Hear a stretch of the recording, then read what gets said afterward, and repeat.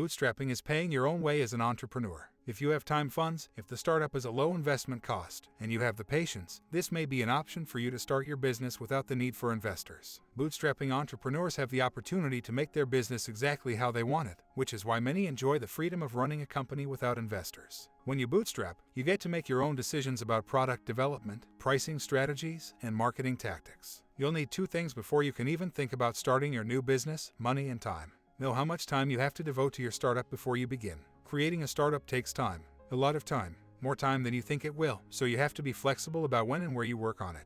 Are you willing to put in the countless hours required to build a business from the ground up?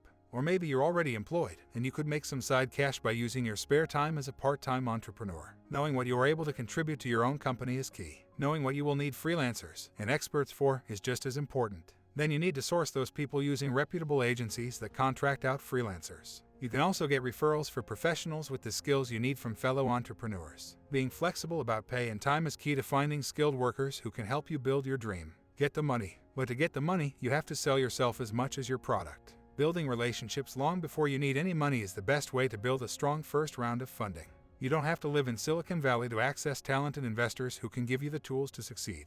With a pitch deck that sizzles and a strong presentation, you can land the funding you need from investors who are close to home or halfway around the world. If you don't have any existing relationships with potential investors, create opportunities to meet people who might be interested in your vision. It can be difficult to gain someone's attention when you're starting out, but even if you simply walk up and introduce yourself, it will send the right message. You're confident and serious about your idea. Accelerators can be a good alternative to pitching competitions because they generally last for 3 months, and an accelerator can offer around $100,000 in funding. By setting a strict deadline to get off the ground running, accelerators allow businesses to quickly test the viability of their products or services. They supply the entrepreneur with funds to continue growing their businesses. To get in the door, you need to grant an accelerator a small acquisition of equity, usually 5% to 8%.